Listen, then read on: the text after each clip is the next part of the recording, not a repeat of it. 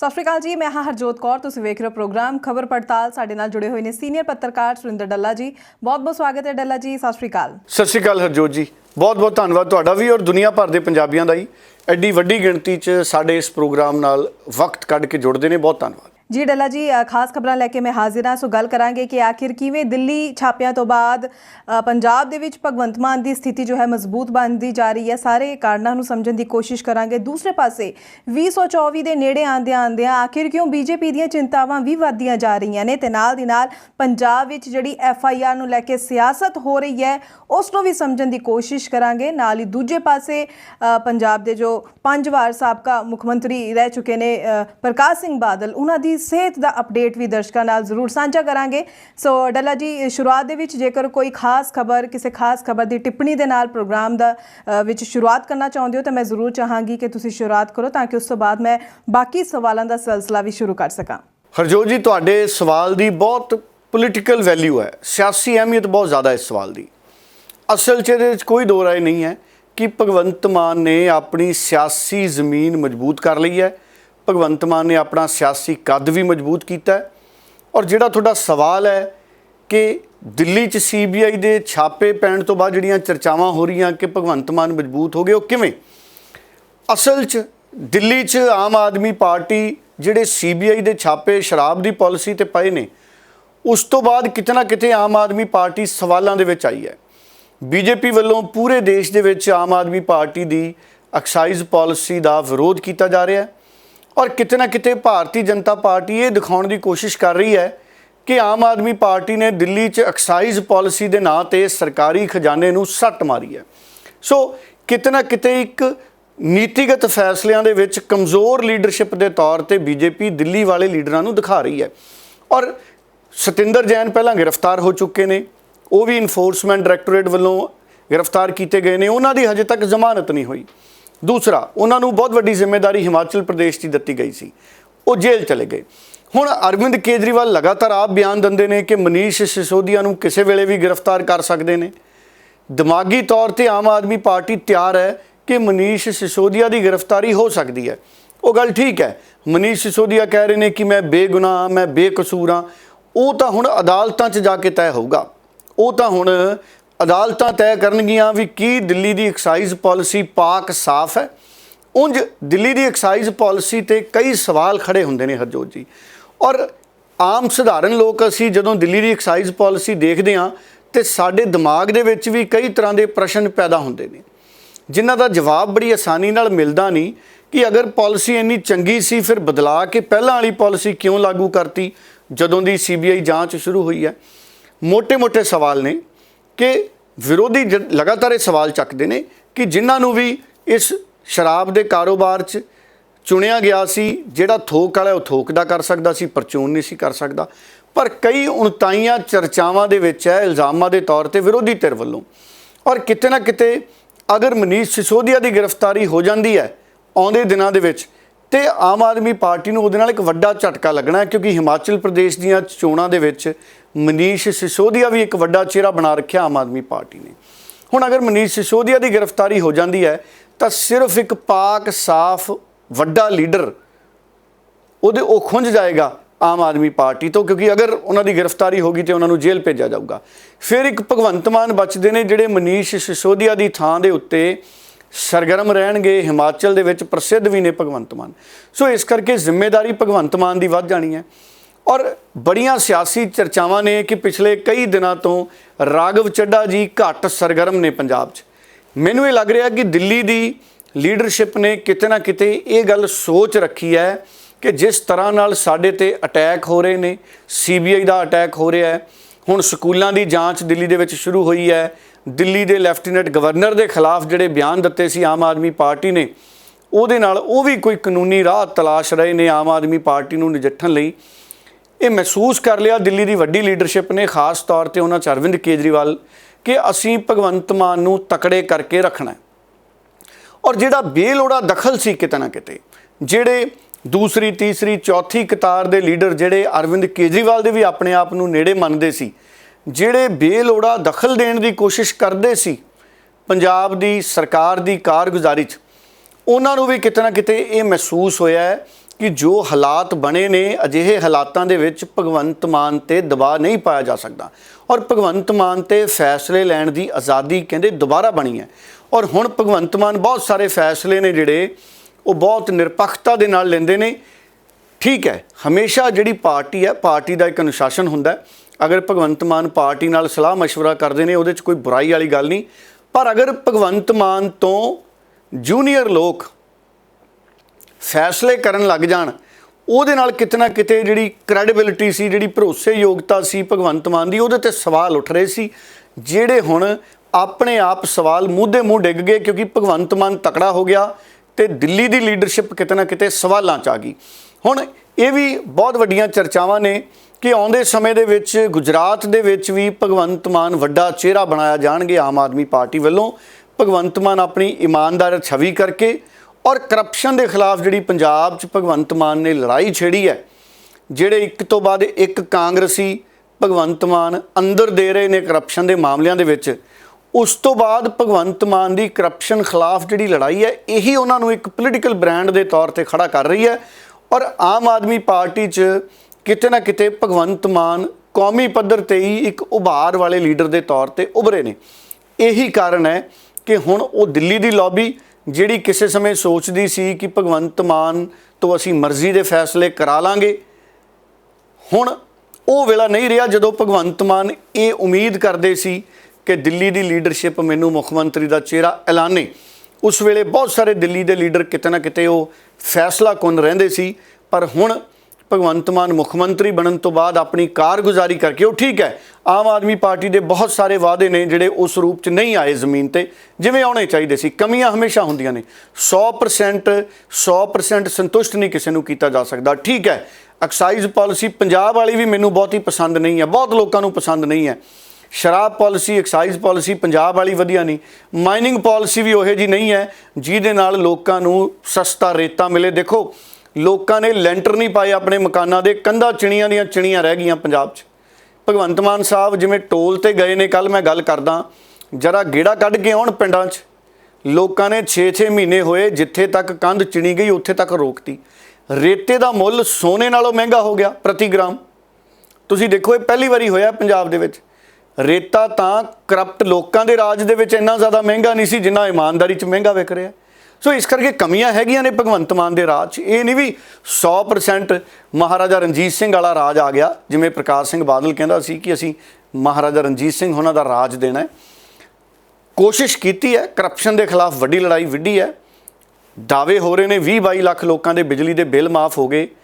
ਕਿਸੇ ਹੱਦ ਤੱਕ ਠੀਕ ਹੈ, ਪਰ ਪਹਿਲਾਂ ਵੀ 200 ਯੂਨਿਟ ਸਾਡੇ ਜ਼ਰੂਰਤਮੰਦ ਸਾਥੀਆਂ ਨੂੰ ਮਿਲਦੇ ਸੀ ਪਹਿਲਾਂ ਵੀ। ਦਿੱਕਤ ਕਿੱਥੇ ਹੈ? ਪੈਟਰੋਲ ਤੇ ਡੀਜ਼ਲ ਸਸਤਾ ਨਹੀਂ ਕੀਤਾ, ਚੰਨੀ ਕਰ ਗਿਆ ਸੀ। ਭਗਵੰਤ ਮਾਨ ਨਾਲੋਂ ਚੰਨੀਬਾਜ਼ੀ ਮਾਰ ਗਿਆ, ਪੈਟਰੋਲ ਡੀਜ਼ਲ ਸਸਤੇ ਕਰ ਗਏ ਸੀ ਚਰਨਜੀਤ ਚੰਨੀ। ਚਲੋ, ਇਹਨਾਂ ਫਰੰਟਾਂ 'ਤੇ ਤਾਂ ਭਗਵੰਤ ਮਾਨ ਦੀ ਚੁਣੌਤੀ ਬਰਾਬਰ ਰਹੇਗੀ, ਪਰ ਦਿੱਲੀ ਦੇ ਬਦਲੇ ਹਾਲਾਤਾਂ 'ਚ, ਦਿੱਲੀ ਦੀ ਆਮ ਆਦਮੀ ਪਾਰਟੀ ਦੇ ਬਦਲੇ ਹਾਲਾਤਾਂ 'ਚ ਭਗਵੰਤ ਮਾਨ ਮਜ਼ਬੂਤ ਹੋਏ ਨੇ ਔਰ ਕਰਪਸ਼ਨ ਦੇ ਖਿਲਾਫ ਭਗਵੰਤ ਮਾਨ ਦੀ ਜਿਹੜੀ ਲੜਾਈ ਹੈ ਉਹ ਹੁਣ ਤੱਕ ਦੀ ਪੰਜਾਬ ਦੇ ਕਿਸੇ ਵੀ ਮੁੱਖ ਮੰਤਰੀ ਵੱਲੋਂ ਇਹ ਵੱਡੀ ਲੜਾਈ ਛੇੜੀ ਗਈ ਹੈ। ਅੱਜ ਤੱਕ ਪੰਜਾਬ ਦੇ ਕਿਸੇ ਮੁੱਖ ਮੰਤਰੀ ਨੇ ਕਰਪਸ਼ਨ ਦੇ ਖਿਲਾਫ ਅਜਿਹਾ ਸਟੈਂਡ ਨਹੀਂ ਰੱਖਿਆ, ਜਿਹਦੇ ਕਰਕੇ ਭਗਵੰਤ ਮਾਨ ਪਸੰਦ ਆ ਰਹੇ ਨੇ ਲੋਕਾਂ ਨੂੰ। ਮੈਂ 2-3 ਦਿਨ ਪਹਿਲਾਂ ਮੈਂ ਆਟੋਆਂ ਦੇ ਵਿੱਚ, ਮੈਂ ਮੋਹਾਲੀ ਚੰਡੀਗੜ੍ਹ ਗਿਆ ਸੀ ਹਰਜੋਤ ਜੀ, ਮੈਂ ਆਟੋਆਂ 'ਚ ਸਫ਼ਰ ਕੀਤਾ 1-2 ਦਿਨ ਪਹਿਲਾਂ, ਤੇ ਮੈਂ ਜਦੋਂ ਆਟੋ 'ਚ ਬੈਠਾ ਤੇ ਪੰਜਾਬ ਦੇ 3 ਵੀਲਰ ਵਾਲੇ ਵੀ ਭਗਵੰਤ ਮਾਨ ਦੀ ਕਾਰਗੁਜ਼ਾਰੀ ਤੋਂ ਖੁਸ਼ ਨੇ ਕਿ ਕਰਪਸ਼ਨ ਦੇ ਖਿਲਾਫ ਭਗਵੰਤ ਮਾਨ ਨੇ ਚੰਗਾ ਹੱਲਾ ਬੋਲ ਰੱਖਿਆ। ਸੋ ਕਰਪਸ਼ਨ ਦੇ ਖਿਲਾਫ ਹੱਲਾ ਬੋਲਿਆ ਜਾਣਾ ਚਾਹੀਦਾ। ਮੈਂ ਗੱਲ ਕਰੂੰਗਾ ਅਖੀਰ 'ਚ ਟੈਂਡਰ ਘਟਾਲੇ ਦੀ ਵੀ, ਕਿਉਂਕਿ ਉਹ ਜ਼ਰੂਰੀ ਹੈ। ਪਰ ਕੱਲ ਭਗਵੰਤ ਮਾਨ ਨੇ ਟੋਲ ਬੰਦ ਕਰਾਤੇ 2। ਅਸਲ 'ਚੋਂ ਟੋਲ ਵੈਸੇ ਹੀ ਬੰਦ ਹੋ ਜਾਣੇ ਸੀ। ਉਹਨਾਂ ਨੇ ਸਰਕਾਰ ਨੂੰ ਦਰਖਾਸਤ ਦਿੱਤੀ ਸੀ ਕਿ ਸਾਨੂੰ 6 ਮਹੀਨੇ ਦਾ ਸਮਾਂ ਵਧਾ ਦਿਓ। ਕੋਵਿਡ ਸਮੇਂ ਸਾਡਾ ਬਹੁਤ ਨੁਕਸਾਨ ਹੋਇਆ ਤੇ ਕਿਸਾਨ ਅੰਦੋਲਨ 'ਚ ਸਾਡਾ ਬਹੁਤ ਨੁਕਸਾਨ ਹੋਇਆ। 2015 ਦਾ ਇਹ ਟੋਲ ਚੱਲਦਾ ਸੀ ਤੇ ਇਹਨੇ ਕੱਲ ਰਾਤ ਨੂੰ ਹੀ 12 ਵਜੇ ਤੱਕ ਇਹਦਾ ਸਮਾਂ ਸੀ, ਇਹਨੇ ਬੰਦ ਹੋ ਜਾਣਾ ਸੀ। ਸੋ ਟੋਲ ਵਧਾਉਣ ਦੀ ਅਰਜ਼ੀ ਪੰਜਾਬ ਸਰਕਾਰ ਨੇ ਨਾਮਨਜ਼ੂਰ ਕਰਤੀ ਸੀ, ਜਿਸ ਕਰਕੇ ਟੋਲ ਬੰਦ ਹੋਣਾ ਹੀ ਸੀ। ਪਰ ਦਿਨੇ ਭਗਵੰਤ ਮਾਨ ਆਪ ਗਏ ਔਰ ਉਹਨਾਂ ਨੇ ਦਿਖਾਇਆ ਕਿ ਦੇਖੋ ਕਿਵੇਂ ਇੱਕ ਮੁੱਖ ਮੰਤਰੀ ਟੋਲ ਬੰਦ ਕਰਾ ਸਕਦਾ ਹੈ ਆ ਕੇ, ਕਿਉਂਕਿ ਸੰਗਰੂਰ ਉਹਨਾਂ ਦਾ ਲੋਕ ਸਭਾ ਹਲਕਾ ਵੀ ਰਿਹਾ ਜਿੱਥੇ ਇਸ ਵਾਰ ਉਹਨਾਂ ਦੀ ਪਾਰਟੀ ਹਾਰ ਗਈ। ਸੋ ਇਸ ਕਰਕੇ ਭਗਵੰਤ ਮਾਨ ਉੱਥੇ ਗਏ, ਚੰਗੀ ਗੱਲ ਹੈ। ਪਰ ਭਗਵੰਤ ਮਾਨ ਸਾਹਿਬ ਇਹ ਵੀ ਦੇਖਣ ਕਿ ਦੂਸਰੇ ਟੋਲਾਂ ਦੇ ਮੁੱਲ ਬਹੁਤ ਵੱਧ ਰਹੇ ਨੇ। ਸਾਡੇ ਇੱਕ ਮਿੱਤਰ ਨੇ, ਉਹਨਾਂ ਨੇ ਕਾਰ ਲਈ, ਉਹ ਜਲੰਧਰ ਦੇ ਨੇ, ਉਹ ਲੁਧਿਆਣੇ ਨਹੀਂ ਜਾ ਰਹੇ, ਉਹ ਜਲੰਧਰ ਹੀ ਨਹੀਂ ਜਾ ਰਹੇ, ਕਹਿੰਦੇ ਟੋਲ ਬਹੁਤ ਵੱਧ ਗਿਆ। ਵੀ ਮੇਰਾ ਆਉਣ ਜਾਣ ਦਾ ਹੀ 250-300 ਰੁਪਇਆ ਐਂ ਦੱਸ ਰਹੇ ਸੀ ਟੋਲ ਦਾ ਲੱਗ ਜਾਂਦਾ। ਸੋ ਇਸ ਕਰਕੇ ਟੋਲ ਦੇ ਮੁੱਲ ਲਗਾਤਾਰ ਵਧੀ ਜਾ ਰਹੇ ਨੇ। ਉਸ ਪਾਸੇ ਵੀ ਭਗਵੰਤ ਮਾਨ ਸਾਹਿਬ ਧਿਆਨ ਦੇਣ, ਤੇ ਜਿਹੜੇ ਟੋਲ ਬੰਦ ਹੋਣ ਵਾਲੇ ਸੀ ਉਹ ਤਾਂ ਬੰਦ ਹੋ ਹੀ ਜਾਣੇ ਸੀ। ਸਵਾਦ ਆ ਜੇ ਭਗਵੰਤ ਮਾਨ ਸਾਹਿਬ, ਜਿੰਨੇ ਪੰਜਾਬ 'ਚ ਟੋਲ ਹੈ ਜੇ 5-7 ਹੋਰ ਬੰਦ ਕਰਾ ਦਿਓ, ਕਿਉਂਕਿ ਲੋਕ ਬੜੇ ਔਖੇ ਨੇ। ਕਿਸਾਨ ਅੰਦੋਲਨ 'ਚ ਲੋਕਾਂ ਦੀ, ਆਮ ਲੋਕਾਂ ਦੀ ਖੁਸ਼ੀ ਇਸ ਗੱਲ ਦੀ ਬਹੁਤ ਸੀ ਕਿ ਕਿਸਾਨਾਂ ਨੇ ਐਡੀ ਤਾਕਤ ਦਿਖਾਈ ਕਿ ਟੋਲ ਲੰਮਾ ਸਮਾਂ ਬੰਦ ਰਹੇ। ਉਂਝ ਟੋਲ ਵਾਲੀਆਂ ਸੜਕਾਂ ਚੰਗੀਆਂ ਬਣੀਆਂ ਨੇ, ਇਹਦੇ 'ਚ ਕੋਈ ਦੋ ਰਾਏ ਨਹੀਂ ਹੈ, ਇਨਫਰਾਸਟ੍ਰਕਚਰ ਤਾਂ ਬਣਿਆ, ਪਰ ਜਦੋਂ ਕਮਾਈ ਦਾ ਸਾਧਨ ਨਾ ਹੋਵੇ ਤੇ ਸਹੂਲਤਾਂ ਜਿਹੜੀਆਂ ਨੇ ਉਹ ਮਹਿੰਗਾਈ ਦੇ ਵਿੱਚ ਮੰਨਣੀਆਂ ਬੜੀਆਂ ਔਖੀਆਂ ਹੋ ਜਾਂਦੀਆਂ ਨੇ। ਸੋ ਬਿਜਲੀ ਦਾ ਮੁੱਲ ਘਟਾ ਕੇ ਭਗਵੰਤ ਮਾਨ ਉਹਨਾਂ ਨੇ ਜਿਹੜੀ ਪ੍ਰਸਿੱਧੀ ਖੱਟੀ ਹੈ, ਦੂਜੇ ਪਾਸੇ ਲੋਕ ਨਾਰਾਜ਼ ਵੀ ਨੇ ਕਿ ਤੁਸੀਂ ਪੈਟਰੋਲ ਡੀਜ਼ਲ ਦਾ ਮੁੱਲ ਨਹੀਂ ਘਟਾ ਰਹੇ ਤੇ ਖੇਤੀ 'ਚ ਬਹੁਤ ਜ਼ਿਆਦਾ ਲਾਗਤ ਪੈ ਰਹੀ ਹੈ। ਉਦਯੋਗ ਜਿੱਥੇ ਡੀਜ਼ਲ ਬਾਲ ਕੇ ਕੰਮਕਾਰ ਚੱਲਦੇ ਨੇ, ਰਾਤ ਦੀਆਂ ਸ਼ਿਫਟਾਂ ਚੱਲਦੀਆਂ ਨੇ, ਉੱਥੇ ਡੀਜ਼ਲ ਕਰਕੇ ਮਹਿੰਗਾਈ ਬਹੁਤ ਵਧੀ ਹੋਈ ਹੈ। ਸੋ ਇਸ ਪਾਸੇ ਵੀ ਭਗਵੰਤ ਮਾਨ ਸੋਚਣ। ਪਰ ਪੋਲੀਟੀਕਲ ਤੌਰ ਤੇ ਦਿੱਲੀ 'ਚ ਆਮ ਆਦਮੀ ਪਾਰਟੀ ਦੀ ਜਿਹੜੀ ਕਾਰਗੁਜ਼ਾਰੀ ਹੈ ਸਵਾਲਾਂ 'ਚ ਹੈ, ਉਹਦੇ ਕਰਕੇ ਜ਼ਰੂਰ ਭਗਵੰਤ ਮਾਨ ਮਜ਼ਬੂਤ ਹੋਏ ਨੇ ਔਰ ਪੰਜਾਬ 'ਚ ਇੱਕ ਖੁਦ ਮੁਖਤਿਆਰ ਮੁੱਖ ਮੰਤਰੀ ਦੇ ਤੌਰ ਤੇ ਨਜ਼ਰ ਆਉਂਦੇ ਨੇ ਭਗਵੰਤ ਮਾਨ। ਡੱਲਾ ਜੀ, ਅੱਗੇ ਗੱਲ ਕਰੀਏ ਤਾਂ ਜਿਵੇਂ 2024 ਨੇੜੇ ਆ ਰਹੀ ਹੈ, ਉਵੇਂ ਹੀ ਬੀਜੇਪੀ ਦੀਆਂ ਜਿਹੜੀਆਂ ਚਿੰਤਾਵਾਂ ਨੇ ਉਹ ਲਗਾਤਾਰ ਵੱਧਦੀਆਂ ਜਾ ਰਹੀਆਂ ਨੇ, ਘਟ ਨਹੀਂ ਰਹੀਆਂ। ਇੱਕ ਪਾਸੇ ਰਾਹੁਲ ਗਾਂਧੀ ਹੈ ਤਾਂ ਇੱਕ ਪਾਸੇ ਅਰਵਿੰਦ ਕੇਜਰੀਵਾਲ ਹੈ। ਬੀਜੇਪੀ ਆਖਿਰ ਚਿੰਤਿਤ ਕਿਉਂ ਹੈ? ਇਹ ਵੀ ਜਾਣਨਾ ਜ਼ਰੂਰ ਚਾਹਾਂਗੇ ਤੁਹਾਡੇ ਤੋਂ, ਕਿਉਂਕਿ ਅਸੀਂ ਦੇਖ ਰਹੇ ਹਾਂ ਕਿ ਬਹੁਤ ਲੰਮੇ ਸਮੇਂ ਤੋਂ ਬੀਜੇਪੀ ਪੰਜਾਬ ਦੇ ਵਿੱਚ ਆਪਣਾ ਪੂਰਾ ਜ਼ੋਰ ਲਗਾ ਰਹੀ ਹੈ, ਪਰ ਜਿੰਨਾ ਜ਼ੋਰ ਲੱਗ ਰਿਹਾ ਹੈ ਉਹੋ ਜਿਹੇ ਨਤੀਜੇ ਸਾਹਮਣੇ ਨਹੀਂ ਆ ਰਹੇ। ਕੀ ਹੋਰ ਚਿੰਤਾ ਦੇ ਵਿਸ਼ੇ ਬਣੇ ਹੋਏ ਨੇ ਹੁਣ ਬੀਜੇਪੀ ਦੇ ਲਈ? ਹਰਜੋਤ ਜੀ, ਬੀਜੇਪੀ ਦੀ ਚਿੰਤਾ ਦੇ ਬਹੁਤ ਸਾਰੇ ਕਾਰਨ ਹੈ। ਮੁਲਕ ਦੇ ਵਿੱਚ ਮਹਿੰਗਾਈ ਬਹੁਤ ਜ਼ਿਆਦਾ ਵੱਧ ਗਈ, ਲੋਕ ਆਰਥਿਕ ਪੱਖੋਂ ਕਮਜ਼ੋਰ ਹੋ ਰਹੇ ਨੇ, ਭਾਵੇਂ ਅੰਕੜੇ ਬੜੇ ਤਕੜੇ ਦਿਖਾਏ ਜਾ ਰਹੇ ਨੇ, ਪਰ ਮਹਿੰਗਾਈ ਦਰ ਬਹੁਤ ਵੱਧ ਗਈ। ਔਰ ਮੁਲਕ ਦੇ ਵਿੱਚ ਇਹ ਵੀ ਗੱਲ ਇੱਕ ਬੜੀ ਹੈਰਾਨੀ ਵਾਲੀ ਹੈ ਕਿ ਨਰਿੰਦਰ ਮੋਦੀ ਦੇ ਮੁਕਾਬਲਤਨ ਕੋਈ ਅਜਿਹਾ ਲੀਡਰ ਨਹੀਂ ਹੈ ਜਿਹੜਾ ਪੂਰੇ ਦੇਸ਼ 'ਚ ਪ੍ਰਭਾਵ ਰੱਖਦਾ ਹੋਵੇ। ਅਰਵਿੰਦ ਕੇਜਰੀਵਾਲ ਉੱਠ ਰਹੇ ਨੇ ਥੋੜ੍ਹੇ ਪੂਰੇ ਦੇਸ਼ ਦੇ ਲੀਡਰ ਦੇ ਤੌਰ ਤੇ, ਪਰ ਉਹਨਾਂ ਦਾ ਦਾਇਰਾ ਹਜੇ ਉਸ ਪੱਧਰ ਦਾ ਨਹੀਂ ਪਹੁੰਚਿਆ ਜਿਸ ਪੱਧਰ ਤੇ ਨਰਿੰਦਰ ਮੋਦੀ ਨੂੰ ਮੁਕਾਬਲਾ ਦਿੱਤਾ ਜਾ ਸਕੇ। ਇੱਕ ਦੋ ਸੂਬਿਆਂ 'ਚ ਤਕੜੇ ਹੋਣ ਨਾਲ ਗੱਲ ਨਹੀਂ ਬਣਦੀ। ਨੀਤੀਗਤ ਜਿਹੜੀ ਅਪਰੋਚ ਹੈ ਉਹ ਬਿਲਕੁਲ ਸਾਫ਼ ਹੋਣੀ ਚਾਹੀਦੀ ਹੈ। ਸਿਰਫ ਸਕੂਲ ਤੇ ਸਿੱਖਿਆ ਦੀ ਗੱਲ ਕਰਕੇ ਮੁਲਕ 'ਚ ਇੱਕ ਸਰਕਾਰ ਤਬਦੀਲੀ ਦਾ ਰਾਹ ਬੜਾ ਔਖਾ ਹੈ। ਸੂਬੇ ਨੂੰ ਜਿੱਤਿਆ ਜਾ ਸਕਦਾ, ਸੂਬਾ ਜਿੱਤਿਆ ਵੀ ਹੈ ਇਹਨਾਂ ਨੇ, ਪਰ ਪੰਜਾਬ 'ਚ ਮੈਂ ਕਹਿੰਦਾ ਆਮ ਆਦਮੀ ਪਾਰਟੀ ਨਹੀਂ ਜਿੱਤੀ। ਪੰਜਾਬ 'ਚ ਕਾਂਗਰਸ ਆ ਰਹੀ ਹੈ, ਜਿਹੋ ਜਿਹੀਆਂ ਇਲਤਾਂ ਕਰਦੀ ਰਹੀ ਹੈ ਕਾਂਗਰਸ ਕਰਪਸ਼ਨ ਦੇ ਮਾਮਲੇ 'ਚ, ਉਸ ਕਰਕੇ ਕਾਂਗਰਸ ਦਾ ਹਾਰਨਾ ਤੈਅ ਸੀ। ਸੋ ਜੇ ਕਿਸ਼ਤੀ 'ਚ ਆਪ ਹੀ ਤੁਸੀਂ ਸੁਰਾਖ ਕਰ ਲਓ ਤੇ ਦੇਰ ਸਵੇਰ ਡੁੱਬਣੀ ਹੈ। ਕਾਂਗਰਸ ਨੇ ਤਾਂ ਉਹ ਕੰਮ ਕੀਤਾ ਪੰਜਾਬ ਦੇ ਵਿੱਚ, ਜਾਣ ਬੁੱਝ ਕੇ ਕਾਂਗਰਸ ਨੇ ਇਲਤਾਂ ਕੀਤੀਆਂ ਨੇ ਤੇ ਹਾਰੀ ਆ ਕਾਂਗਰਸ। ਪਰ ਬੀਜੇਪੀ ਦੀ ਚਿੰਤਾ ਇਹ ਹੈ ਕਿ ਬੀਜੇਪੀ ਨੂੰ ਇਹ ਚਿੰਤਾ ਨਹੀਂ ਕਿ ਸਾਨੂੰ ਕੋਈ ਹਰਾ ਦੂ, ਬੀਜੇਪੀ ਨੂੰ ਇਹ ਚਿੰਤਾ ਹੈ ਕਿ ਸਾਡੀ ਪ੍ਰਸਿੱਧੀ ਕਿਉਂ ਨਹੀਂ ਵੱਧ ਰਹੀ।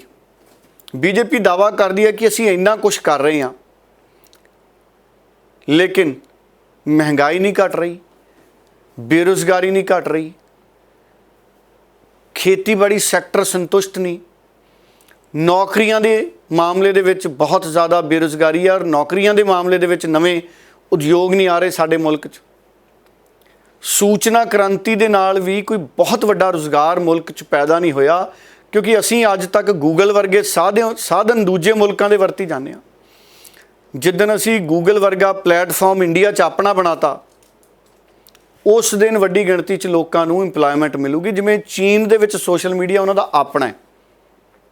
ਇਹ ਬਹੁਤ ਸਾਰੇ ਫੈਕਟਰ ਨੇ ਜਿਹੜੇ ਜ਼ਮੀਨੀ ਤੌਰ ਤੇ ਪ੍ਰਭਾਵ ਪਾਉਂਦੇ ਨੇ। ਔਰ ਗੱਲ ਤਾਂ ਇੱਥੋਂ ਤੱਕ ਕਹੀ ਸੀ ਮੋਦੀ ਸਾਹਿਬ ਨੇ ਕਿ 2022 ਤੱਕ ਹਰ ਕਿਸੇ ਨੂੰ ਆਪਣਾ ਘਰ ਮਿਲ ਜੂ। ਮੈਨੂੰ ਅੱਜ ਤੱਕ ਨਹੀਂ ਮਿਲਿਆ, ਹਜ਼ਾਰਾਂ ਲੱਖਾਂ ਕਰੋੜਾਂ ਲੋਕਾਂ ਨੂੰ ਨਹੀਂ ਮਿਲਿਆ ਹੋਣਾ। ਸੋ ਗੱਲ ਹਾਸੇ ਦੀ ਨਹੀਂ, ਗੱਲ ਗੰਭੀਰਤਾ ਵਾਲੀ ਹੈ ਕਿ ਹਵਾਈ ਸੁਪਨਿਆਂ ਦੇ ਨਾਲ ਯਾਤਰਾਵਾਂ ਨਹੀਂ ਹੁੰਦੀਆਂ। ਉਹ ਤਾਂ ਬੰਦਾ ਜਦੋਂ ਸਵੇਰੇ ਉੱਠਦਾ ਉਹ ਕਹਿੰਦਾ ਮੈਂ ਤਾਂ ਉਸੇ ਮੰਜੇ ਤੇ ਹੀ ਹਾਂ। ਸੋ ਹਕੀਕਤ ਦੀ ਉਡਾਨ ਭਰਨ ਦੇ ਲਈ ਬੜਾ ਜ਼ਰੂਰੀ ਹੈ ਕਿ ਬਹੁਤ ਵੱਡੇ ਨੀਤੀਗਤ ਬਦਲਾਅ ਮੁਲਕ ਦੇ ਵਿੱਚ ਕੀਤੇ ਜਾਣ। ਰੁਜ਼ਗਾਰ ਦੇ ਸਾਧਨ ਬਹੁਤ ਹੋ ਸਕਦੇ ਨੇ, ਸਰਕਾਰ ਉਸ ਪਾਸੇ ਇਨਵੈਸਟਮੈਂਟ ਕਰੇ, ਖਰਚਾ ਕਰੇ। ਐਵੇਂ ਨਹੀਂ ਸਾਡੇ ਵਿਦਿਆਰਥੀ ਲੱਖਾਂ ਰੁਪਏ ਦੇ ਕੇ ਦੂਸਰੇ ਮੁਲਕਾਂ 'ਚ ਪੜ੍ਹਨ ਜਾਂਦੇ, ਕਿਉਂਕਿ ਉਹਨਾਂ ਨੂੰ ਪਤਾ ਹੈ ਕਿ ਇੱਥੇ ਜਿਹੜਾ ਸਿਸਟਮ ਹੈ ਉਹ ਨੌਕਰੀ ਦੇਣ ਵਾਲਾ ਸਿਸਟਮ ਹੈ ਨਹੀਂ ਉਰੇ। ਸੋ ਬੀਜੇਪੀ ਦੀਆਂ ਚਿੰਤਾਵਾਂ ਇਹ ਨੇ ਆ ਹੁਣ ਠੀਕ ਹੈ, ਹਾਲਾਂਕਿ ਮੈਂ ਉਸ ਗੱਲ ਦਾ ਹਾਮੀ ਹਾਂ ਜਿਹੜੀ ਸਕੀਮ ਫੌਜ ਦੇ ਵਿੱਚ ਭਰਤੀ ਦੀ ਆਈ ਸੀ, ਪਰ ਸਰਕਾਰ ਕੋਲੇ ਰਾਹ ਕੋਈ ਨਹੀਂ, ਹੋਰ ਸਰਕਾਰ ਕੋਲੇ ਰਾਹ ਕੋਈ ਨਹੀਂ। ਫੌਜ ਦੇ ਵਿੱਚ ਵੀ ਕਿੰਨੀ ਭਰਤੀ ਹੋ ਜਾਊਗੀ, ਇਸ ਕਰਕੇ ਚਿੰਤਾਵਾਂ ਬੀਜੇਪੀ ਦੀਆਂ ਬਹੁਤ ਜ਼ਿਆਦਾ। ਔਰ ਜੇ ਮੈਂ ਖੇਤਰੀ ਪੱਧਰ ਤੇ ਗੱਲ ਕਰਾਂ ਪੰਜਾਬ ਵਾਲੇ ਪਾਸੇ, ਪੰਜਾਬ 'ਚ ਬੀਜੇਪੀ ਦੀ ਚਿੰਤਾ ਇਹ ਹੈ ਕਿ ਬੀਜੇਪੀ ਕੋਲੇ ਪੰਜਾਬ 'ਚ ਖੇਤਰੀ ਲੀਡਰ ਹੈ ਨਹੀਂ।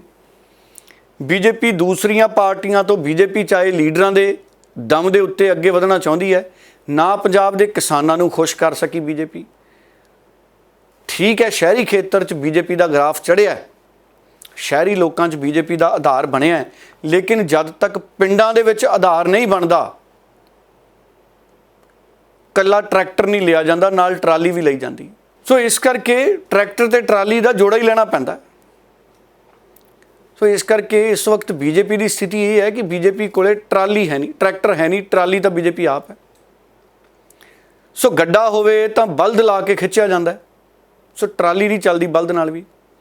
ਇਸ ਕਰਕੇ ਬੀਜੇਪੀ ਕੋਲੇ ਕੋਈ ਅਜਿਹਾ ਟਰੈਕਟਰ ਹੈ ਨਹੀਂ, ਖੇਤਰੀ ਚਿਹਰਾ ਹੈ ਨਹੀਂ ਜਿਹੜਾ ਬੀਜੇਪੀ ਨੂੰ ਅੱਗੇ ਵਧਾ ਸਕੇ। ਪੰਜਾਬ 'ਚ ਖਾਸ ਤੌਰ ਤੇ ਚਿੰਤਾ ਇਹ ਹੈ, ਔਰ ਦੇਸ਼ ਦੇ ਵਿੱਚ ਇਹ ਠੀਕ ਹੈ ਗੱਲ, ਬੀਜੇਪੀ ਦੀ ਚਿੰਤਾ ਹੈਗੀ 2024 ਦੀ, ਕਿਉਂਕਿ ਕਿਤੇ ਨਾ ਕਿਤੇ ਬੀਜੇਪੀ ਨੂੰ ਇਹ ਲੱਗਦਾ ਹੈ ਕਿ ਕਾਂਗਰਸ ਕਮਜ਼ੋਰ ਹੋਈ ਜਾਂਦੀ। ਬੀਜੇਪੀ ਨੂੰ ਇਹ ਵੀ ਚਿੰਤਾ ਹੈ ਵੀ ਜੇ ਅਸੀਂ ਨਹੀਂ ਤਕੜੇ ਹੋ ਰਹੇ, ਕਾਂਗਰਸ ਕਿਉਂ ਕਮਜ਼ੋਰ ਹੋ ਰਹੀ, ਕਿਉਂਕਿ ਜਿਵੇਂ ਜਿਵੇਂ ਕਾਂਗਰਸ ਕਮਜ਼ੋਰ ਹੋਊਗੀ ਉਵੇਂ ਉਵੇਂ ਕਾਂਗਰਸੀ ਹੋਰ ਪਾਸੇ ਮੁੜਨਗੇ, ਭਾਵੇਂ ਬੀਜੇਪੀ 'ਚ ਨਾ ਜਾਣ।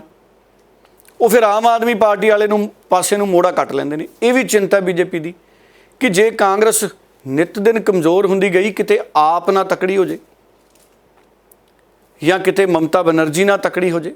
ਹਾਲਾਂਕਿ ਮਮਤਾ ਬਨਰਜੀ ਪੱਛਮੀ ਬੰਗਾਲ 'ਚ ਤਕੜੇ ਹੈ, ਨਿਤਿਸ਼ ਕੁਮਾਰ ਵੱਖਰੇ ਹੋ ਗਏ ਬਿਹਾਰ ਦੇ ਵਿੱਚ। ਸੋ ਇਸ ਕਰਕੇ ਬੜੇ ਵੱਖਰੀ ਤਰ੍ਹਾਂ ਦੇ ਸਮੀਕਰਨਾਂ ਤੋਂ ਦੋ ਚਾਰ ਬੀਜੇਪੀ ਨੂੰ ਹੋਣਾ ਪੈ ਰਿਹਾ, ਔਰ ਇਹ ਚਿੰਤਾ ਬੀਜੇਪੀ ਨੂੰ ਇਸ ਵਕਤ ਤੰਗ ਕਰ ਰਹੀ ਹੈ ਕਿ ਕਾਂਗਰਸ ਦੀ ਲੀਡਰਸ਼ਿਪ ਕਮਜ਼ੋਰ ਹੋ ਰਹੀ ਹੈ। ਹਾਲਾਂਕਿ ਕਾਂਗਰਸ ਵਾਲਿਆਂ ਨੇ ਕੱਲ੍ਹ ਜ਼ੋਰ ਮਾਰਿਆ, ਹੱਲਾ ਬੋਲ ਰੈਲੀ ਕੀਤੀ, ਪੰਜਾਬ ਤੋਂ ਵੀ ਵੱਡੀ ਗਿਣਤੀ 'ਚ ਲੀਡਰ ਗਏ, ਬੱਸਾਂ ਤੇ ਗਏ, ਕਾਰਾਂ ਤੇ ਗਏ। ਬੱਸਾਂ ਵਾਲੇ ਤਾਂ ਘੱਟ ਹੋਣਗੇ, ਸਾਡੇ ਵਰਗੇ ਸਧਾਰਨ ਲੋਕ, ਕਾਰਾਂ ਕੂਰਾਂ ਵਾਲੇ ਜ਼ਿਆਦਾ ਅੱਜ ਕੱਲ੍ਹ ਤਾਂ।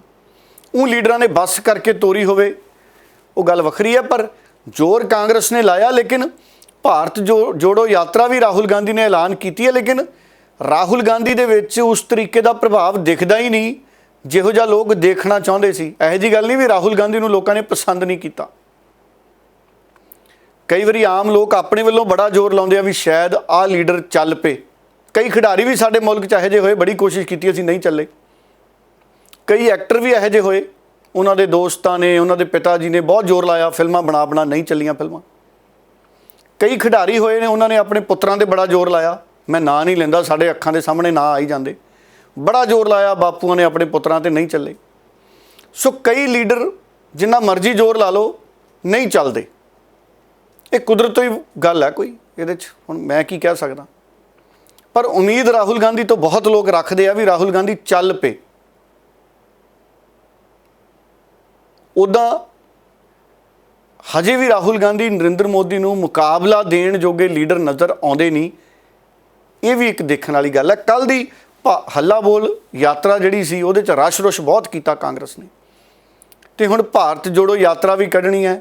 ਉਂਝ ਭਾਰਤ ਵੈਸੇ ਪਹਿਲਾਂ ਜੁੜਿਆ ਹੀ ਹੋਇਆ, ਭਾਰਤ ਕਦੀ ਵੱਖਰਾ ਹੋਇਆ ਨਹੀਂ। ਬਾਕੀ ਫਿਰ ਵੀ ਲੀਡਰਾਂ ਨੂੰ ਲੱਗਦਾ ਹੁੰਦਾ ਕਿ ਸ਼ਾਇਦ ਭਾਰਤ ਨੂੰ ਹੋਰ ਜੋੜਨ ਦੀ ਲੋੜ ਹੈ।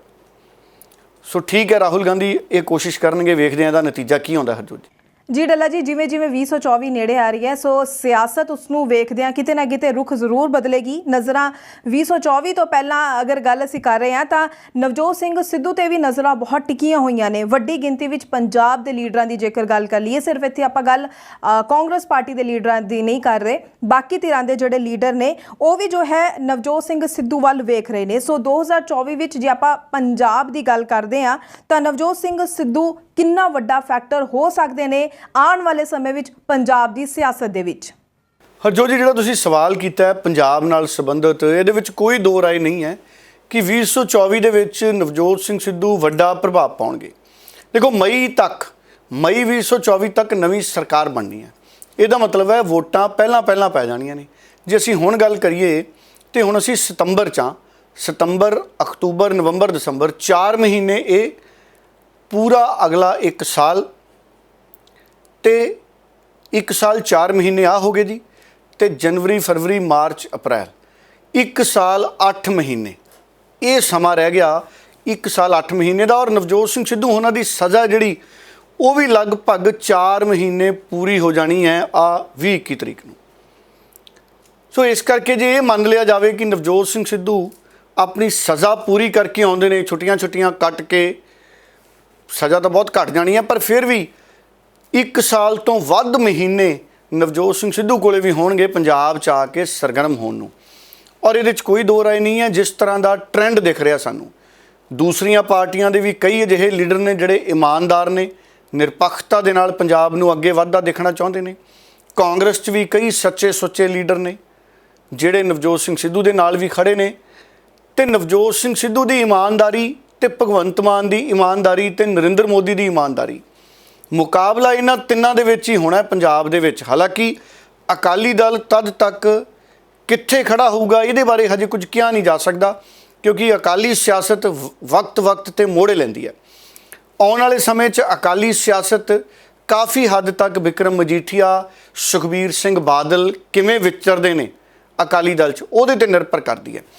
ਉਂਝ ਇੱਕ ਗੱਲ ਤੈਅ ਹੈ ਕਿ ਜੇ ਨਵਜੋਤ ਸਿੰਘ ਸਿੱਧੂ ਵੱਖਰੀ ਪਾਰਟੀ ਬਣਾ ਲੈਂਦੇ ਨੇ ਤੇ ਫਿਰ ਪੰਜਾਬ 'ਚ ਮੈਨੂੰ ਲੱਗਦਾ ਜਿਹੜਾ ਮੁਕਾਬਲਾ ਹੈ ਬੀਜੇਪੀ ਦਾ ਤੇ ਨਵਜੋਤ ਸਿੰਘ ਸਿੱਧੂ ਦੀ ਨਵੀਂ ਪਾਰਟੀ ਦਾ ਹੋ ਸਕਦਾ ਸਿੱਧਮ ਸਿੱਧਾ। ਆਮ ਆਦਮੀ ਪਾਰਟੀ, ਅਸੀਂ ਸੰਗਰੂਰ ਦੀਆਂ ਚੋਣਾਂ 'ਚ ਸਥਿਤੀ ਦੇਖ ਲਈ। ਆਮ ਆਦਮੀ ਪਾਰਟੀ ਬਹੁਤ ਸਾਰੇ ਸਾਡੇ ਮਸਲੇ ਨੇ ਜਿਨ੍ਹਾਂ ਤੇ ਦਿਲਚਸਪੀ ਨਹੀਂ ਲੈ ਰਹੀ। ਖਾਸ ਤੌਰ ਤੇ ਪੰਜਾਬ 'ਚ ਜਿਹੜੇ ਪੰਥਕ ਏਜੰਡਾ ਹੈ, ਪੰਥਕ ਮੁੱਦੇ ਨੇ, ਬੰਦੀ ਸਿੰਘਾਂ ਦੀ ਰਿਹਾਈ ਦੇ ਮਸਲੇ ਨੇ, ਇਹਦੇ ਤੇ ਆਮ ਆਦਮੀ ਪਾਰਟੀ ਬਹੁਤੀ ਦਿਲਚਸਪੀ ਨਹੀਂ ਲੈ ਰਹੀ, ਕੋਈ ਬਹੁਤੀ ਸਰਗਰਮੀ ਦਿਖੀ ਨਹੀਂ। ਕੇਜਰੀਵਾਲ ਨੇ ਤਾਂ ਇਲਜ਼ਾਮ ਲਾਇਆ ਸੀ, SGPC ਵਾਲਿਆਂ ਨੇ ਮੰਗ ਪੱਤਰ ਹੀ ਨਹੀਂ ਲਿਆ। ਇਹਨਾਂ ਚੀਜ਼ਾਂ ਦਾ, ਅਜਿਹੇ ਮੁੱਦਿਆਂ ਤੋਂ ਪਾਸਾ ਵੱਟਣ ਦਾ ਆਮ ਆਦਮੀ ਪਾਰਟੀ ਨੂੰ ਵੱਡਾ ਨੁਕਸਾਨ ਹੋ। ਮੈਂ ਉਹੀ ਗੱਲ ਕਹਿ ਰਿਹਾ, ਜਿਸ ਤਰ੍ਹਾਂ ਦੀਆਂ ਦਿੱਕਤਾਂ ਬੀਜੇਪੀ ਵੱਲ ਸੀ, ਬੀਜੇਪੀ ਦੀਆਂ ਅੱਜ ਵੀ ਇਹ ਦਿੱਕਤਾਂ ਨੇ ਕਿ ਬੀਜੇਪੀ ਨੂੰ ਕਿਸਾਨੀ ਵੋਟ ਔਖੀ ਹੈ ਪੰਜਾਬ 'ਚ ਪੇਂਡੂ ਵੋਟ ਬੀਜੇਪੀ 'ਚ ਔਖੀ ਹੈ, ਕਿਉਂਕਿ ਬੀਜੇਪੀ ਅੱਜ ਵੀ ਪੇਂਡੂ ਵੋਟਰਾਂ 'ਚ, ਕਿਸਾਨ ਵੋਟਰਾਂ 'ਚ ਆਪਣੀ ਹਮਦਰਦੀ ਨਹੀਂ ਬਣਾ ਸਕੀ। ਤੇ ਆਮ ਆਦਮੀ ਪਾਰਟੀ ਉਸ ਪਾਸਿਓਂ ਜਾਣਬੁੱਝ ਕੇ ਧਿਆਨ ਦੂਜੇ ਪਾਸੇ ਕਰ ਰਹੀ ਆ, ਉਹ ਵੀ ਨੁਕਸਾਨ ਹੋਊਗਾ। ਸੋ ਮੈਨੂੰ ਇਹ ਲੱਗਦਾ 2024 ਦੇ ਨੇੜੇ ਜਾਂਦੇ ਕਿਤੇ ਆਮ ਆਦਮੀ ਪਾਰਟੀ ਤੇ ਭਾਰਤੀ ਜਨਤਾ ਪਾਰਟੀ ਦਾ ਰੰਗ ਰੂਪ ਪੇਂਡੂ ਖੇਤਰਾਂ 'ਚ ਇੱਕੋ ਜਿਹਾ ਨਾ ਲੱਗਣ ਲੱਗੇ। ਪੋਲੀਟੀਕਲ ਰੰਗ ਰੂਪ, ਉਹ ਤਾਂ ਮੈਂ ਰੰਗ ਰੂਪ, ਜਾਤ ਪਾਤ ਕਿਸੇ 'ਚ ਕੋਈ ਮੈਂ ਭੇਦ ਨਹੀਂ ਕਰਦਾ। ਸੋ ਪੋਲੀਟੀਕਲ ਰੰਗ ਰੂਪ ਕਹਿੰਦੇ ਆ, ਜਿਵੇਂ ਹਰ ਵਸਤੂ ਦਾ ਰੰਗ ਹੁੰਦਾ ਕੋਈ। ਸੋ ਦੇਖਣ ਵਾਲੀ ਗੱਲ ਇਹ ਹੈ ਕਿ ਅਗਰ ਆਮ ਆਦਮੀ ਪਾਰਟੀ ਤੇ ਬੀਜੇਪੀ ਦੀ ਪੋਲੀਟੀਕਲ ਦਿੱਖ ਇੱਕੋ ਜਿਹੀ ਬਣ ਗਈ 2024 ਦੇ ਨੇੜੇ ਤੱਕ ਪਹੁੰਚਦੇ, ਤੇ ਫਿਰ ਬੜੀਆਂ ਦਿਲਚਸਪ ਸਥਿਤੀਆਂ ਬਣਨਗੀਆਂ। ਜਿਵੇਂ ਸੰਗਰੂਰ 'ਚ ਆਪਸ਼ਨ ਲੋਕਾਂ ਕੋਲੇ ਸਿਰਫ ਸਿਮਰਨਜੀਤ ਸਿੰਘ ਮਾਨ ਬਚੇ ਸੀ, ਜਿੱਤ ਗਏ, ਬਜ਼ੁਰਗ ਜਿੱਤ ਗਏ। ਸੋ ਇਸ ਕਰਕੇ ਉਹ ਠੀਕ ਹੈ, ਸਿਮਰਨਜੀਤ ਸਿੰਘ ਮਾਨ ਉਹਨਾਂ ਨੇ ਭਗਤ ਸਿੰਘ ਤੇ ਜਿਹੜੀ ਬਿਆਨਬਾਜ਼ੀ ਕੀਤੀ ਉਹਦੇ ਨਾਲ ਉਹਨਾਂ ਦਾ ਗ੍ਰਾਫ ਆਪ ਹੀ ਡਿੱਗ ਗਿਆ। ਕਈ ਵਾਰੀ 2-3 ਪਤੰਗ ਕੱਟ ਕੇ ਸਾਨੂੰ ਲੱਗਦਾ ਸਾਡੀ ਡੋਰ ਹੀ ਬੜੀ ਪੱਕੀ ਹੈ, ਕਈ ਵਾਰੀ ਅਸੀਂ ਇਹ ਭੁੱਲ ਜਾਂਦੇ ਹਾਂ ਵੀ ਭਾਈ ਹੋ ਸਕਦਾ ਦੂਸਰੇ ਧਾਗੇ ਨਾਲ ਪਤੰਗ ਵਧਾਉਂਦੇ ਹੋਣ। ਸੋ ਕਈ ਵਾਰੀ ਅਸੀਂ ਆਪਣਾ ਵਹਿਮ 'ਚ ਹੀ ਨੁਕਸਾਨ ਕਰਾ ਲੈਂਦੇ ਹਾਂ, ਡੋਰ ਸਾਡੀ ਪੱਕੀ ਨਹੀਂ ਹੁੰਦੀ। ਹੁਣ ਨਵਜੋਤ ਸਿੰਘ ਸਿੱਧੂ ਇਹ ਸਾਰੇ ਫੈਕਟਰਾਂ ਦੇ ਵਿੱਚ ਅਗਰ ਇਸ ਤਰੀਕੇ ਦੇ ਹਾਲਾਤ ਬਣ ਗਏ ਕਿ ਦੂਸਰੇ ਧਾਗੇ ਨਾਲ ਹੀ ਪਤੰਗ ਉਡਾਉਣ ਦੀਆਂ ਕੋਸ਼ਿਸ਼ਾਂ ਕਰਨਗੇ, ਤਾਂ ਫਿਰ ਨਵਜੋਤ ਸਿੰਘ ਸਿੱਧੂ ਵੀ ਝੰਡੀ ਕਰ ਸਕਦਾ ਪੰਜਾਬ 'ਚ ਨਵੇਂ ਸਿਰੇ ਤੋਂ, ਜੇ ਪਾਰਟੀ ਵੱਖਰੀ ਬਣਾਉਂਦੇ ਨੇ ਨਵਜੋਤ ਸਿੰਘ ਸਿੱਧੂ। ਹਾਲਾਂਕਿ ਇਹ ਤਾਂ ਨਵਜੋਤ ਸਿੰਘ ਸਿੱਧੂ ਉਹਨਾਂ ਦਾ ਫੈਸਲਾ ਹੈ ਕਿ ਉਹ ਕੀ ਕਰਨਾ ਉਹਨਾਂ ਨੇ, ਕਿ ਉਹ ਕਾਂਗਰਸ 'ਚ ਹੀ ਰਹਿੰਦੇ ਨੇ ਜਾਂ ਆਪਣੀ ਪਾਰਟੀ ਬਣਾਉਂਦੇ ਨੇ। ਉਂਝ ਕਾਂਗਰਸ 'ਚ ਰਹਿੰਦੇ ਨੇ ਜੇ ਨਵਜੋਤ ਸਿੰਘ ਸਿੱਧੂ, ਤਾਂ ਫਿਰ ਕਾਂਗਰਸ ਦਾ ਔਖਾ ਲੱਗਦਾ ਹਾਲ ਦੀ ਘੜੀ। ਤਾਂ ਜਿਸ ਵੱਡੇ ਪੱਧਰ 'ਤੇ ਕਾਂਗਰਸ 'ਚ ਕਰਪਸ਼ਨ ਦਾ ਹੜ੍ਹ ਉਜਾਗਰ ਹੋ ਰਿਹਾ, ਜਦੋਂ ਨੂੰ 2024 ਹੋਣੀ, ਇਹ ਵੀ ਨਹੀਂ ਪਤਾ ਕਿੰਨੇ ਕਾਂਗਰਸੀ ਤਦ ਤੱਕ ਜਾਂ ਅੰਦਰ ਜਾ ਚੁੱਕੇ ਹੋਣਗੇ ਜਾਂ ਜਾਣ ਦੀ ਤਿਆਰੀ 'ਚ ਹੋਣਗੇ ਜਾਂ ਜ਼ਮਾਨਤਾਂ ਲੈ ਰਹੇ ਹੋਣਗੇ। ਇਸ ਕਰਕੇ ਕਰਪਸ਼ਨ ਦੇ ਇਲਜ਼ਾਮ ਤੋਂ ਬਾਅਦ ਕਿਸੇ ਲੀਡਰ ਦਾ ਵਾਪਸ ਆ ਕੇ ਸੈੱਟ ਹੋਣਾ ਬੜਾ ਔਖਾ ਹੁੰਦਾ। ਇਸ ਕਰਕੇ ਮੈਨੂੰ ਲੱਗਦਾ 2024 'ਚ ਨਵਜੋਤ ਸਿੰਘ ਸਿੱਧੂ ਦੀ ਭੂਮਿਕਾ ਵੱਡੀ ਰਹੂਗੀ। ਹਰਜੋਤ ਜੀ, ਅਗਰ ਉਹ ਆਪ ਵੀ ਚੋਣ ਲੜ ਪੈਣ ਨਵਜੋਤ ਸਿੰਘ ਸਿੱਧੂ, ਤਾਂ ਵੀ ਉਹ ਇੱਕ ਵੱਡੀ ਭੂਮਿਕਾ ਅਦਾ ਕਰ ਸਕਦੇ ਨੇ। ਬਾਕੀ ਇਹ ਤਾਂ ਹਜੇ ਵਕਤ ਦੂਰ ਹੈ, ਹਜੇ ਜੇਲ੍ਹ 'ਚ ਉਹਨਾਂ ਦੀ ਰਿਹਾਈ ਹੁੰਦੀ ਹੈ, ਫੇਰ ਹੀ ਪੱਤੇ ਖੋਲਣਗੇ ਨਵਜੋਤ ਸਿੰਘ ਸਿੱਧੂ ਆਪਣੇ ਕਿ ਕੀ ਕਰਨਾ ਉਹਨਾਂ ਨੇ। ਡੱਲਾ ਜੀ, ਪੰਜਾਬ ਵਿੱਚ ਜਿਹੜੀ FIR ਦੇ ਉੱਪਰ ਸਿਆਸਤ ਹੋ ਰਹੀ ਹੈ ਉਸ ਨੂੰ ਤੁਸੀਂ ਕਿਸ ਤਰੀਕੇ ਨਾਲ ਵੇਖਦੇ ਹੋ? ਸੁਖਪਾਲ ਖਹਿਰਾ ਨੇ, ਰਾਜਾ ਵੜਿੰਗ ਨੇ ਕਿਹਾ ਕਿ ਸਿਰਫ ਸਾਡੇ ਤੇ ਹੀ ਟਵੀਟ ਕਰਨ ਨੂੰ ਲੈ ਕੇ FIR ਕਿਉਂ ਦਰਜ ਕੀਤੀ ਗਈ ਹੈ, ਹੋਰ ਕਿਸੇ ਤੇ ਆਖਿਰ ਕਿਉਂ FIR ਦਰਜ ਨਹੀਂ ਕੀਤੀ ਗਈ? ਇਸ ਨੂੰ ਤੁਸੀਂ ਕਿਵੇਂ ਸਮਝਦੇ ਹੋ ਕਿ ਇਸ ਪਿੱਛੇ ਵੀ ਕੋਈ ਵੱਡੀ ਸਿਆਸਤ ਦਿਖ ਰਹੀ ਹੈ? ਕਿਉਂਕਿ ਜਿਸ ਤਰੀਕੇ ਨਾਲ ਸੁਖਪਾਲ ਖਹਿਰਾ ਤੇ ਰਾਜਾ ਵੜਿੰਗ ਨੇ ਸਵਾਲ ਖੜੇ ਕੀਤੇ ਨੇ, ਤੁਸੀਂ ਕਿਵੇਂ ਦੇਖਦੇ ਹੋ ਪੰਜਾਬ ਦੇ ਵਿੱਚ FIR ਨੂੰ ਲੈ ਕੇ ਜਿਹੜੀ ਸਿਆਸਤ ਹੋ ਰਹੀ ਹੈ? ਦੇਖੋ, ਸੁਖਪਾਲ ਖਹਿਰਾ ਤੇ ਰਾਜਾ ਵੜਿੰਗ ਤੇ ਕੇਸ ਦਰਜ ਕੀਤਾ ਗਿਆ, FIR ਦਰਜ ਕੀਤੀ ਗਈ ਹੈ। ਉਹਨਾਂ ਨੇ ਇੱਕ ਲਿਸਟ ਸਾਂਝੀ ਕੀਤੀ ਸੀ ਸੋਸ਼ਲ ਮੀਡੀਆ ਤੇ, ਜਿਹੜੇ ਨਵੇਂ ਚੇਅਰਮੈਨ ਨਿਯੁਕਤ ਹੋਏ ਸੀ। ਸੋ ਉਹਦੇ ਤੇ ਪੂਰਾ ਵਿਵਾਦ ਬਣ ਗਿਆ। ਸੁਖਪਾਲ ਖਹਿਰਾ ਉਹਨਾਂ ਦਾ ਬਿਆਨ ਆਇਆ ਹੈ ਕਿ ਇਹ ਤਾਂ BJP ਨੇ ਵੀ ਸ਼ੇਅਰ ਕੀਤੀ ਸੀ, ਸਾਡੇ ਤੇ ਹੀ ਪਰਚਾ ਕਿਉਂ, FIR ਕਿਉਂ? ਉਹ ਕਹਿੰਦੇ ਇਹ ਤਾਂ ਸਿਆਸੀ ਬਦਲਾਖੋਰੀ ਜਾਂ ਸਿਆਸੀ ਧੱਕਾ ਸਾਡੇ ਨਾਲ ਹੋ ਰਿਹਾ। ਰਾਜਾ ਵੜਿੰਗ ਨੇ ਵੀ ਇਹਦੇ ਤੇ ਸਵਾਲ ਚੱਕੇ ਨੇ ਵੀ FIR ਨਹੀਂ ਹੋਣੀ ਚਾਹੀਦੀ ਸੀ। ਬਾਕੀ ਇਹ FIR ਦੀ ਸਿਆਸਤ ਬੜੀ ਹੈਰਾਨੀਜਨਕ ਹੁੰਦੀ ਹੈ ਹਰਜੋਤ ਜੀ।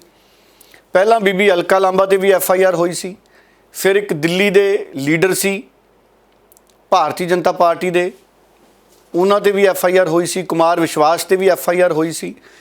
ਉਹਨਾਂ FIRs ਦੇ ਵਿੱਚ ਸ਼ੁਰੂ 'ਚ ਜਿੰਨੀ ਤੇਜ਼ੀ ਦਿਖਾਈ ਗਈ, ਪੰਜਾਬ ਪੁਲਿਸ ਦਿੱਲੀ ਭੇਜੀ ਗਈ, ਨੋਟਿਸ ਦੇ ਕੇ ਆਈ, ਗ੍ਰਿਫਤਾਰੀ ਕਰਕੇ ਲਿਆਈ ਇੱਕ ਤਾਂ ਦਿੱਲੀ ਵਾਲੇ BJP ਦੇ ਲੀਡਰ ਨੂੰ, ਫਿਰ ਉਹ ਮੋੜਨਾ ਪਿਆ। ਹੁਣ ਇਹਨਾਂ FIRs 'ਚ ਆਉਂਦੇ ਸਮੇਂ 'ਚ ਕੀ ਬਣਦਾ ਹੈ ਇਹ ਵਕਤ ਦੱਸੂਗਾ, ਕਿਉਂਕਿ ਹੋ ਸਕਦਾ ਜਦੋਂ ਸੁਖਪਾਲ ਖਹਿਰਾ ਤੇ ਰਾਜਾ ਵੜਿੰਗ ਨੇ ਸ਼ੇਅਰ ਕੀਤੀ ਹੋਵੇ ਉਸ ਤੋਂ ਪਹਿਲਾਂ ਬਹੁਤ ਸਾਰੇ ਲੋਕਾਂ ਨੇ ਸ਼ੇਅਰ ਕੀਤੀ ਹੋਣੀ ਹੈ। ਹੁਣ ਕੀ ਪੰਜਾਬ ਦੀ ਪੁਲਿਸ ਉਹਨਾਂ ਸਾਰੇ ਲੋਕਾਂ ਦੇ ਕੇਸ ਦਰਜ ਕਰੂ ਜਿਨ੍ਹਾਂ ਨੇ ਸ਼ੇਅਰ ਕਰਨੀ ਸ਼ੁਰੂ ਕੀਤੀ ਸੀ? ਕਿਉਂਕਿ ਜਦੋਂ ਕੋਈ ਚੀਜ਼ ਪਹਿਲਾਂ ਬਹੁਤ ਸਾਰੇ ਲੋਕ ਸ਼ੇਅਰ ਕਰ ਦਿੰਦੇ ਨੇ, ਉਸ ਤੋਂ ਬਾਅਦ ਤੁਸੀਂ ਵੀ ਸ਼ੇਅਰ ਕਰ ਦਿੰਦੇ ਹੋ, ਤੇ ਕੀ ਫਿਰ ਤੁਹਾਡੇ ਤੇ ਚੁਣ ਕੇ ਹੀ ਕੇਸ ਦਰਜ ਕੀਤਾ ਜਾ ਸਕਦਾ ਵੀ ਇਹ ਦੋ ਬੰਦਿਆਂ ਨੇ ਸ਼ੇਅਰ ਕੀਤੀ ਹੈ, ਇਹਨਾਂ ਤੇ ਵੀ ਕਰ ਦਿਓ, ਬਾਕੀਆਂ ਨੇ ਜਿਨ੍ਹਾਂ ਨੇ ਸ਼ੇਅਰ ਕੀਤੀ ਹੈ ਉਹਨਾਂ ਬਾਰੇ ਫੇਰ ਸੋਚਾਂਗੇ? ਇਹ ਇੱਕ ਬਹੁਤ ਕਾਨੂੰਨੀ ਨੁਕਤੇ ਵਾਲਾ ਮਾਮਲਾ ਬਣ ਜਾਣਾ ਆਉਣ ਵਾਲੇ ਸਮੇਂ ਦੇ ਵਿੱਚ, ਮੈਨੂੰ ਲੱਗਦਾ। ਬਾਕੀ ਠੀਕ ਹੈ ਜੀ, ਇਹ ਹਮੇਸ਼ਾ ਪਰਚਿਆਂ ਦੀ ਸਿਆਸਤ ਤਾਂ ਹੁੰਦੀ ਰਹੀ ਹੈ ਸਾਡੇ ਮੁਲਕ 'ਚ। ਤੇ ਡੱਲਾ ਜੀ, ਜ਼ਰੂਰ ਚਾਹਾਂਗੇ ਕਿ ਪ੍ਰੋਗਰਾਮ ਦੇ ਜ਼ਰੀਏ ਦਰਸ਼ਕਾਂ ਤੱਕ ਅਪਡੇਟ ਜੋ ਹੈ ਪੰਜਾਬ ਦੇ ਬਜ਼ੁਰਗ ਲੀਡਰ ਤੇ ਪੰਜਾਬ ਦੇ 5 ਵਾਰ ਸਾਬਕਾ ਮੁੱਖ ਮੰਤਰੀ ਪ੍ਰਕਾਸ਼ ਸਿੰਘ ਬਾਦਲ ਦੀ ਸਿਹਤ ਨੂੰ ਲੈ ਕੇ ਵੀ ਗੱਲ ਕਰ ਲਈਏ, ਕਿਉਂਕਿ ਉਹਨਾਂ ਦੀ ਹਾਲਤ ਵਿਗੜੀ ਹੈ। ਖਬਰਾਂ ਆ ਰਹੀਆਂ ਨੇ ਉਹਨਾਂ ਨੂੰ PGI ਵਿੱਚ ਜੋ ਹੈ ਭਰਤੀ ਵੀ ਕਰਵਾਇਆ ਗਿਆ, ਤੇ ਹੁਣ ਤਾਜ਼ਾ ਅਪਡੇਟ ਕੀ ਹੈ ਉਹਨਾਂ ਦੀ ਸਿਹਤ ਨੂੰ ਲੈ ਕੇ? ਦੇਖੋ, ਮੀਡੀਆ ਦੇ ਜ਼ਰੀਏ ਹੀ ਜਾਣਕਾਰੀ ਮਿਲੀ ਹੈ, ਓਫੀਸ਼ੀਅਲ ਇਨਫੋਰਮੇਸ਼ਨ ਤਾਂ ਹਜੇ ਤੱਕ ਮੈਂ ਇੰਤਜ਼ਾਰ ਕਰ ਰਿਹਾ। ਪ੍ਰਕਾਸ਼ ਸਿੰਘ ਬਾਦਲ 94 ਸਾਲ ਦੇ ਸਾਡੇ ਬੜੇ ਸਿਆਣੇ ਬਜ਼ੁਰਗ ਨੇ, 5 ਵਾਰ ਦੇ ਮੁੱਖ ਮੰਤਰੀ ਨੇ। ਤਬੀਅਤ ਕਹਿੰਦੇ ਹਲਕਾ ਬੁਖਾਰ ਸੀ, ਜਿਸ ਕਰਕੇ ਉਹਨਾਂ ਨੂੰ PGI ਦੇ ਵਿੱਚ ਭਰਤੀ ਕਰਾਇਆ ਗਿਆ ਤਾਂ ਕਿ ਸਾਵਧਾਨੀ ਵਰਤੀ ਜਾਵੇ। ਉਂਝ ਘਰਾਂ 'ਚ ਵੀ ਆਪਣੇ ਅਗਰ ਕੋਈ ਸਿਆਣਾ ਬਜ਼ੁਰਗ ਹੋਵੇ, ਬਿਮਾਰ ਹੋ ਜੇ, ਤੇ ਸਾਡੀ ਕੋਸ਼ਿਸ਼ ਹੁੰਦੀ ਹੈ ਕਿ ਜਲਦ ਤੋਂ ਜਲਦ ਆਪਾਂ ਹਸਪਤਾਲ ਭਰਤੀ ਕਰਾ ਲਈਏ। ਉੱਥੇ ਹਰ ਵੇਲੇ ਡਾਕਟਰ ਉਪਲਬਧ ਰਹਿੰਦੇ ਨੇ, ਮੌਕੇ 'ਤੇ ਤੁਰੰਤ ਟੈਸਟ ਹੋ ਜਾਂਦੇ ਨੇ। ਨਾਲੇ ਗਰੀਬ ਬੰਦਾ ਤਾਂ ਸੋਚਦਾ ਵੀ ਪੈਸੇ ਇਕੱਠੇ ਕਰ ਲਈਏ, 4 ਦੇਖ ਲਈਏ, ਕੱਲ੍ਹ ਕਰ ਲਾਂਗੇ, ਜੇ ਨਾ ਉਤਰਿਆ ਬੁਖਾਰ 2 ਦਿਨ ਹੋਰ ਇੰਤਜ਼ਾਰ ਕਰ ਲਈਏ। ਜਿਨ੍ਹਾਂ ਕੋਲੇ 4 ਪੈਸੇ ਸਰਦੇ ਹੋਣ ਉਹ ਤਾਂ ਤੁਰੰਤ ਚਲੇ ਜਾਂਦੇ ਨੇ। ਨਾਲੇ ਮੁੱਖ ਮੰਤਰੀ ਪ੍ਰਕਾਸ਼ ਸਿੰਘ ਬਾਦਲ ਤਾਂ ਸਾਬਕਾ ਮੁੱਖ ਮੰਤਰੀ ਨੇ, ਪ੍ਰਕਾਸ਼ ਸਿੰਘ ਬਾਦਲ ਤਾਂ ਉਹਨਾਂ ਦਾ ਤਾਂ ਮੈਨੂੰ ਲੱਗਦਾ ਇਲਾਜ ਸਹੂਲਤ ਹੁੰਦੀ ਹੋਣੀ ਮੈਡੀਕਲ ਦੀ, ਇਹ ਨਹੀਂ ਪਤਾ ਹਜੇ। ਪੈਨਸ਼ਨ ਤਾਂ ਇੱਕ ਹੋ ਗਈ ਸਾਰਿਆਂ ਦੀ, ਮੈਡੀਕਲ ਦੀ ਸਹੂਲਤ ਵੀ ਹੁੰਦੀ ਹੋਣੀ MLA ਨੂੰ, ਜਿਹੜੇ ਐਕਸ MLA ਜਾਂ ਐਕਸ ਮੁੱਖ ਮੰਤਰੀ ਹੈ। ਉਂਝ ਚਲੋ ਉੱਦਾਂ ਪਰਿਵਾਰ ਸਰਦਾ, ਪੂਰਾ ਰੱਜਦਾ ਪੁੱਜਦਾ ਪਰਿਵਾਰ ਹੈ। ਸੋ PGI 'ਚ ਭਰਤੀ ਕਰਾਉਣਾ ਠੀਕ ਗੱਲ ਹੈ, ਤਾਂ ਕਿ ਸਮੇਂ ਸਿਰ ਪ੍ਰਕਾਸ਼ ਸਿੰਘ ਬਾਦਲ ਉਹਨਾਂ ਨੂੰ ਇਲਾਜ ਮਿਲੇ। ਔਰ ਜਲਦੀ ਦੁਆ ਕਰਦੇ ਹਾਂ ਕਿ ਸਿਹਤਮੰਦ ਹੋ ਕੇ ਵਾਪਸ ਆਪਣੇ ਪਰਿਵਾਰ 'ਚ ਆਉਣ। ਸੋ ਪੰਜਾਬ ਦੀ ਸਿਆਸਤ 'ਚ ਉਹਨਾਂ ਨੇ ਬਹੁਤ ਵੱਡੀ ਭੂਮਿਕਾ ਅਦਾ ਕੀਤੀ ਹੈ। ਅਗਰ ਉਹਨਾਂ ਦੇ ਫੈਸਲਿਆਂ 'ਤੇ ਕਿੰਤੂ ਪਰੰਤੂ ਹੈ, ਤੇ ਉਹਨਾਂ ਦੇ ਚੰਗੇ ਫੈਸਲੇ ਵੀ ਬਹੁਤ ਹੈ। ਦੇਖੋ, ਇਹ ਮੈਂ ਦਾਅਵੇ ਨਾਲ ਕਹਿ ਸਕਦਾ ਹਰਜੋਤ ਜੀ, ਪੰਜਾਬ 'ਚ ਜਿੰਨਾ ਵਿਕਾਸ ਪ੍ਰਕਾਸ਼ ਸਿੰਘ ਬਾਦਲ ਦੇ ਸਮੇਂ 'ਚ ਹੋਇਆ, ਜਿੰਨਾ ਵਿਕਾਸ ਪੰਜਾਬ 'ਚ ਪ੍ਰਕਾਸ਼ ਸਿੰਘ ਬਾਦਲ ਦੇ ਸਮੇਂ ਹੋਇਆ, ਉਹਨਾਂ ਕਿਸੇ ਦੇ ਰਾਜ 'ਚ ਨਹੀਂ ਹੋਇਆ, ਔਰ ਨਾ ਹੀ ਛੇਤੀ ਹੁੰਦਾ ਦਿਖਦਾ। ਕਿਉਂਕਿ ਹੁਣ ਵਾਲਿਆਂ ਕੋਲੇ ਪੰਜਾਬ ਦੇ ਵਿਕਾਸ ਵਾਲੀ ਉਸ ਤਰੀਕੇ ਦੀ ਨੀਤੀ ਦਿਖਦੀ ਨਹੀਂ। ਪ੍ਰਕਾਸ਼ ਸਿੰਘ ਬਾਦਲ ਤਾਂ ਵਿਰੋਧੀਆਂ ਕੋਲੇ, ਮਨਮੋਹਨ ਸਿੰਘ ਉਹਨਾਂ ਕੋਲੇ ਵੀ ਫੁੱਲ ਲੈ ਕੇ ਚਲੇ ਜਾਂਦੇ ਸੀ, ਇਹ ਉਹਨਾਂ ਦੀ ਖਾਸੀਅਤ ਸੀ। ਫੁੱਲ ਲੈ ਕੇ ਜਾਂਦੇ ਸੀ ਤੇ ਪੰਜਾਬ ਦੇ ਲਈ ਪੈਸਾ ਮਨਜ਼ੂਰ ਕਰਕੇ ਆ ਜਾਂਦੇ ਸੀ।